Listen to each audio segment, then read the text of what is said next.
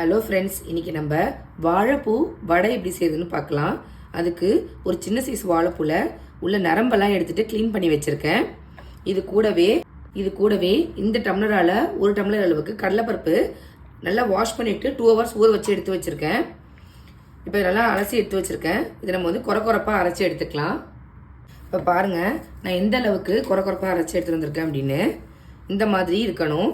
ரொம்ப நைஸாக அரைச்சக்கூடாது. தண்ணி எல்லாத்தையும் ட்ரைன் பண்ணிவிட்டு அரைங்க. அதே மாதிரி மிக்சியில் அரைக்கும் போது நம்ம நார்மலாக ஃபஸ்ட்டு மோடு செகண்ட் மோடுக்கு மாற்றக்கூடாது. பல்ஸ் மோடில் கொடுத்து நீங்கள் அரைச்சிங்க அப்படின்னா இந்த மாதிரி நல்லா உதிரியாக வரும். அப்போ தான் வடை நல்லா கிறிஸ்பியாக வரும். அதே மாதிரி இந்த வாழைப்பூவையும் நம்ம மிக்சி ஜாரில் சேர்த்துட்டு பல்ஸ் மோடு கொடுத்து குறப்பாக அரைச்சி எடுத்துக்கோங்க. இப்போ பாருங்கள், இந்த மாதிரி நான் அரைச்சி எடுத்துகிட்டு வந்துட்டேன். உங்களுக்கு வேணும்னா நீங்கள் ஃபைனாக சாப் பண்ணி கூட சேர்த்துக்கலாம். இல்லை இந்த மாதிரி அரைச்சி சேர்த்துக்கிட்டாலும் ஓகே தான். ரெண்டுமே டேஸ்ட் நல்லா தான் இருக்கும். சேர்த்துட்டு இது கூட தேவையான அளவுக்கு உப்பு சேர்த்துக்கலாம். அதே மிக்சி ஜாரில் நான் கல் உப்பையும் பெருஞ்சீரகத்தையும் பவுடர் பண்ணி எடுத்துகிட்டு வந்திருக்கேன். அதையும் இது கூட சேர்த்துக்கோங்க. நான் இன்றைக்கி கல் உப்பு தான் சேர்த்துருக்கேன், அதனால் மிக்சியில் பவுடர் பண்ணி எடுத்துருக்கேன். இது கூடவே ஃபைனாக சாப் பண்ண பெல்லாரி வெங்காயம் 2 எடுத்திருக்கேன். ஒரு பச்சை மிளகாயை ரொம்ப ஃபைனாக சாப் பண்ணி வச்சுருக்கேன். இது கூட சேர்த்துக்கோங்க. சேர்த்துட்டு நல்லா மிக்ஸ் பண்ணிக்கோங்க. வாழைப்பூ வடைக்கு வாழைப்பூ அதிகமாகவும் கடலைப்பருப்பு கம்மியாகவும் சேர்த்து பண்ணுங்கள். அப்போ தான் டேஸ்ட்டு சூப்பராக இருக்கும். இப்போ இதை நம்ம பொரிச்சு எடுத்துடலாம். மிக்ஸ் பண்ணிவிட்டு மாவை இந்த மாதிரி உருண்டை பிடிச்சி வச்சுருக்கேன்.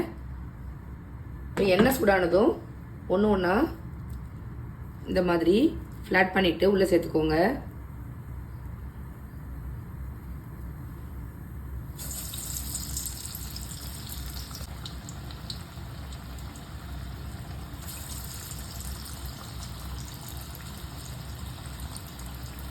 இதே மாதிரி கேப் விட்டு சேர்த்துக்கோங்க.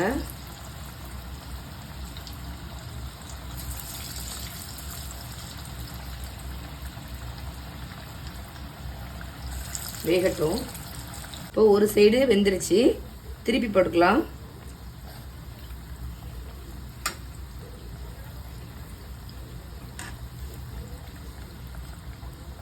இது நல்லா வெந்துருச்சு.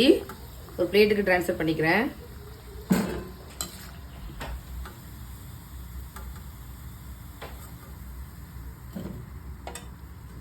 பாருங்க, சூப்பரான வாழைப்பூ வடை ரெடி ஆயிடுச்சு. அவ்வளோதான், சூப்பரான வாழைப்பூ வடை ரெடி ஆயிடுச்சு.